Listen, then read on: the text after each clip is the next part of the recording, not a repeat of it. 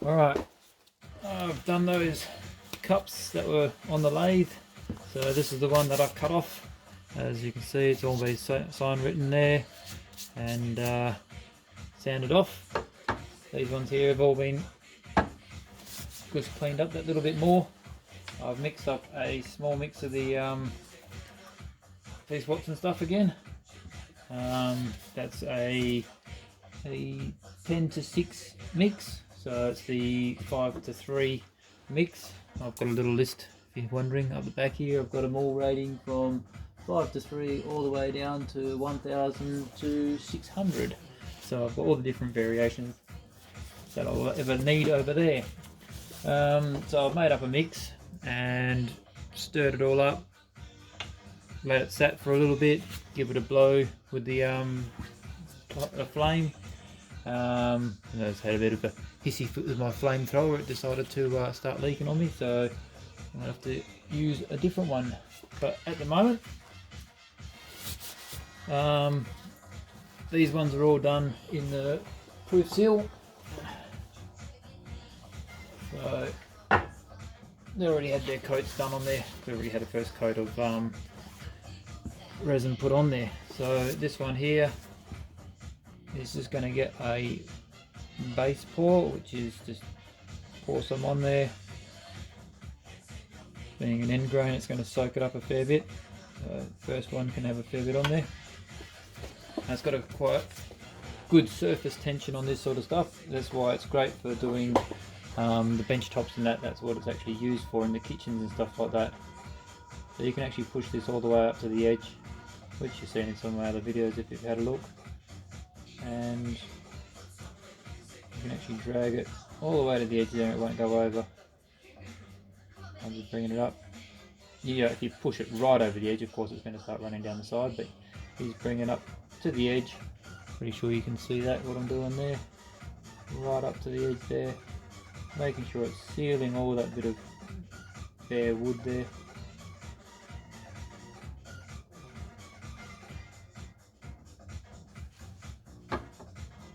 There's a fair bit on here, you can see how deep it is. So it's all going to try and run back in because this is actually a tapered base. There's a groove in the wood there, don't know what's going to happen there.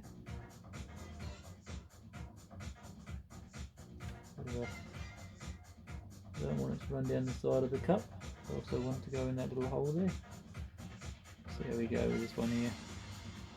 So we bring these all the way around. I'm bringing it up, making sure there's plenty up here. It's all going to run back down in there.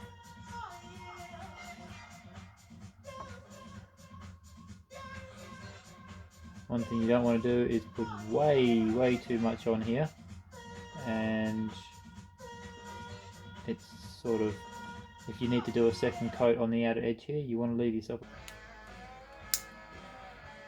There we go. Get that across there. So we've got a bit of a flame happening here, and it's just a light touch over, just straight over like that, and that'll draw the bubbles out. You can see any little ones popping. There's not a lot in here, it's already degassed it most of the way. But this is called degassing. Now when you buy Feast Watson resin, you can get it. It comes with a little book. In the little book, it actually does mention the degassing. And I've just been explaining this on one of the actual Facebook pages, that the bubbles that appear in the coating after the pour, some of these will pop as the glass finish spreads across the surface. Use a propane torch to fully remove the air bubbles from the fresh coated surface. Important to sweep the entire coated area with a torch from about 20 centimeters, they say. From about up here somewhere like that. I was a little bit close there, but I tend to get a little bit close with it. This will ensure all visible bubbles and potential bubbles are removed prior to the coating. Use a low flame. Do not hold the torch in one area for too long or close to the surface, as the flame may scorch the surface and ruin your project. Note, bubbles are broken by carbon dioxide, not heat, which is what I was saying. It's the absence of oxygen. Do not use a heater, hairdryer or device that blows hot air over the surface. Blowing through a drinking straw or gently exhaling at specific bubbles is less effective and suitable only for very small projects. So stuff like this, if you've got a couple of bubbles in there, as you can see there's one just popping up here at the moment, you could actually get a straw and blow on it, or blow on it like that, because it's the carbon dioxide coming out that's actually creating a lack of oxygen there, and that little bit of oxygen that's in there wants to get to that carbon dioxide and fill it up. So that little bubble there, you could actually probably get a straw on it and deal with it with the straw. But just this here, as you can see, I'm not even getting anywhere, I'm not actually touching it at all, and it's gone already. A couple little other ones in the bottom there. Just doing that will actually remove that oxygen there and it'll come up. So that's a bit of the degassing side of things. It actually explains it all quite nicely in there, how to do it and what to do. That's where I get my information from, so it's straight from the source, I'm not guessing about it. So that's a little bit more on the base pour that I do. In case you're new to the place, what I call, that's the bottom of the cup as you drink to the bottom, that's the base, and of course your sides. So this one here is the one that was just up on the lathe before, getting the nice sanding done to it and all that. It's been nice and cleaned up, everything's ready to go. So this one's going in for a full cup coat, so it's going to get it all across the bottom and the actual sides. And all I do, pour it in. Now you can see in the bottom down there, you can see the difference in contrast between where the resin is and where the sanding's been done on it. So this has all just been sanded, and as you can see, as you come around, it will actually, there's something in the bottom there, yes there is, get that out before it does it. There it goes. You can see that even though it's been sanded, as the resin goes over it, it actually turns it back to really shiny, and I can see straight through. I don't know if you can pick that up or not, but it actually stays like that. So even though it looks dull on one side, it's going to turn out to be more shiny like the top like that, and you don't see the scratch marks or the dullness once you've finished. It literally blends all the way back in. Let's make sure that little piece is not on my fingers. So when you're doing the bottom, you tend to put a bit more on there, same as the base, because the end grain's going to soak it up. Now this is a second coat on this one, and you can see it's soaked up a little bit but not a hell of a lot, so that's because I put the proof seal on these ones. So I think I've done a video on doing the proof seal. So what I'm doing now is I'm just picking up all the excess stuff off the bottom here and spreading it all the way around the inside. This stage here, I mean, I've been doing these for 3 years now, and you don't have to be gentle. It's not, you don't want to go there and splash it around everywhere. You just want to literally scoop it up on your fingers like that and give it a nice coat. What I'm finding at the moment, the two different styles that I do, you can do centrifugal, which tends to make it a little bit thicker coat.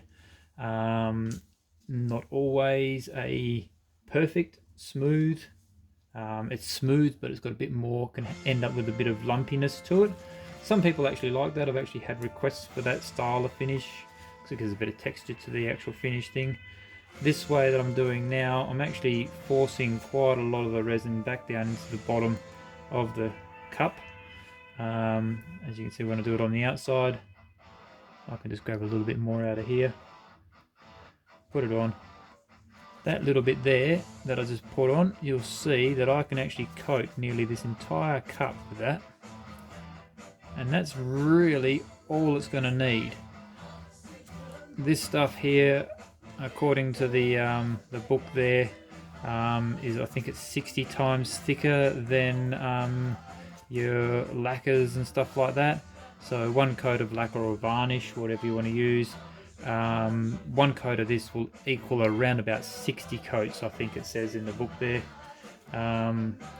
of your lacquer or your varnish. So this thin little coat here looks thin, but it is actually quite thick. And as you can see, that little piece that's on there, that's going to end up with a nice coating on the base there. I'm going to degas there. You can see, don't know if you can pick that up, but there is some bubbles forming in the bottom there. Not from the actual wood or anything, just from me stirring it around a little bit. So what I tend to do here, make sure it's all worked in, into all the grooves, everything's getting a nice coating over it. And then I just wipe it like that. That gives it a nice even coat. This cup's awesome because a lot of my other cups, as you can see with this one in the background, has a line up the top there. That is one of my little signature things I do, but it's also very much a pain in the ass because when I'm doing this part here, it all catches in that little groove and then I have to try and get it out of the groove and then wipe it all off, but that's all part of the fun of it. But this one here is actually nice and smooth all the way up, so you can do a nice coating off like this. The reason I do this is, like I said before, it's a self-leveling resin. If you put a thick coat on and then sit it into your area of no dust, or as I call it, my bakes, my tall bakes, because during the winter I put a light globe in there to keep it a little bit warm, around about 50 degrees, just to keep it nice in there. When you have too much resin, it'll run and it will make down, and if it doesn't reach all the way to the bottom and off in time of that actual setting, then you're going to end up with run marks in it. So this is one of the ways I do it, and this is what I call the rub method, not the centrifugal method. Centrifugal method, of course, is putting it back onto the slow spinning lathe or onto my little rotisserie at the back here.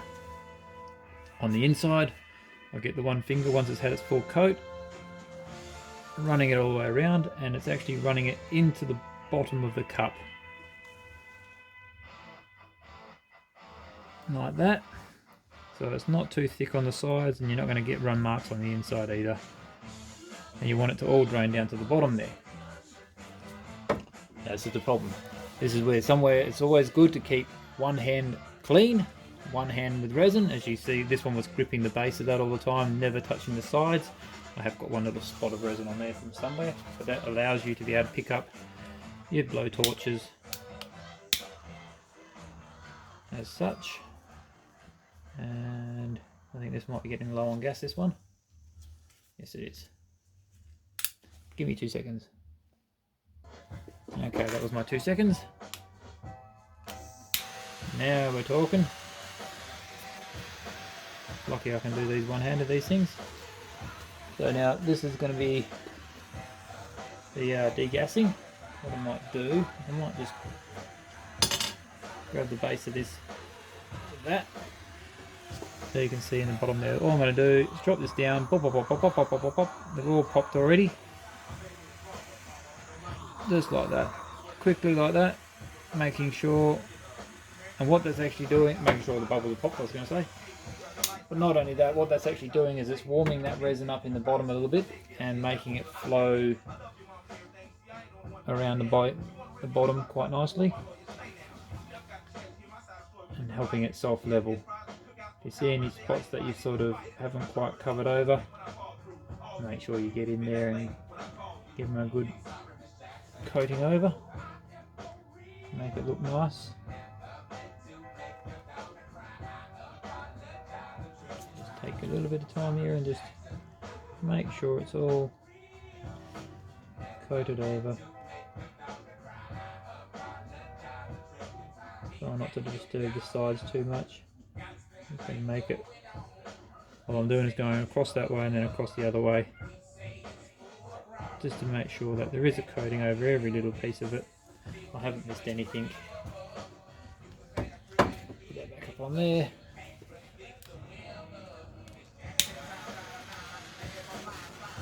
And then that's probably still up a bit too high. I might turn that down a little bit lower. There we go. Grab the base of that. And then pop, pop, pop. Get them all out of there. Up the sides. Make sure that all the oxygen's gone from in there. And those bubbles are all gone. And it now allows it to roll down. And that there is the rub method done on that one. So that'll go up into the dust-free area up there. And yet again, another one. Now this one gives you a good idea. So that's one coating on there, and you can still see that it has soaked up a fair bit in the bottom. Now that was done with proof seal, but even with the proof seal, the end grain can still soak up a little bit more. So you can probably do 2 or 3 coats of proof seal and that would work. I don't really need it. I just do it with the 1 coat just to stop it from soaking up too much. So yet again, in goes this lot. So as you can see, I've done a base pour and 2 cup coats out of just that one little mix that I had there.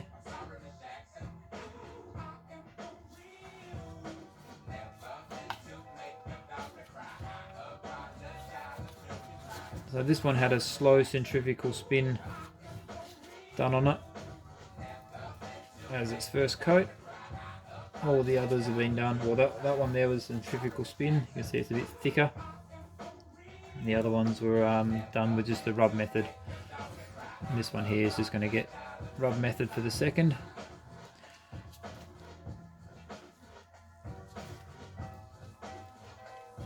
It's just like I said before. Oops, not even on the camera there. It's a matter of soaking it up. There's plenty on this cup. There's going to be absolutely plenty. As you can see, winding it down.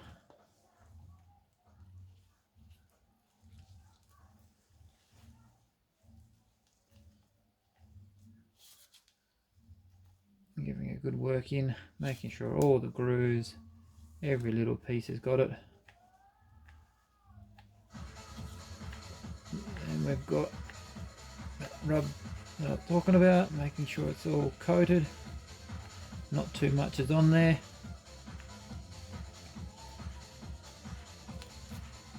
If you do have too much on there, basically what the trick will be is to get it back inside here and push it down to the bottom and let the bottom have it, because then it's in the cup and it's giving it a nice protective surface.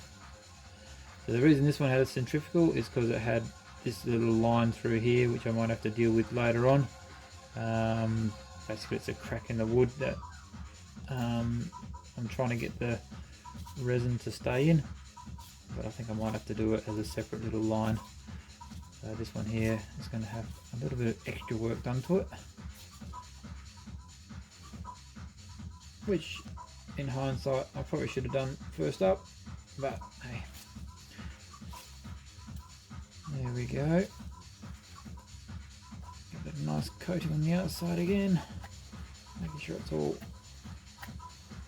I'm using the whole glove here, let the glove do the work.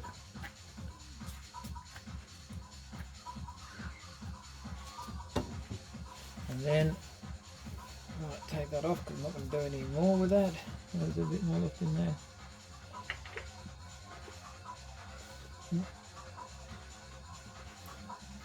Take this one here off.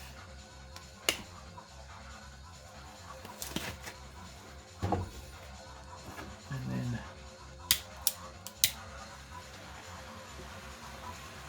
do the degas, bubble, bubble, bubble. And around the outside here.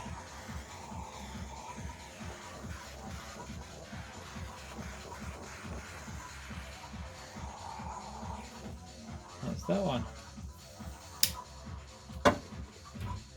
Now, trick here is to not forget your other ones, bring them back out again. There's a couple have come through in that one. Go over the top, flip, flip, flip, flip, flip, flip. Done. You get up to about, I would say, maximum of 20 minutes of doing the degas if you want to sit there and look for it for 20 minutes. I found that after about 10 minutes or so, they tend to settle down. Everything's all happening. So now I'll move these up into the bake up the top there, which is the dust-free area, and they can sit there overnight again. So that's my way of doing the coatings on them again. Thank you. See you next time.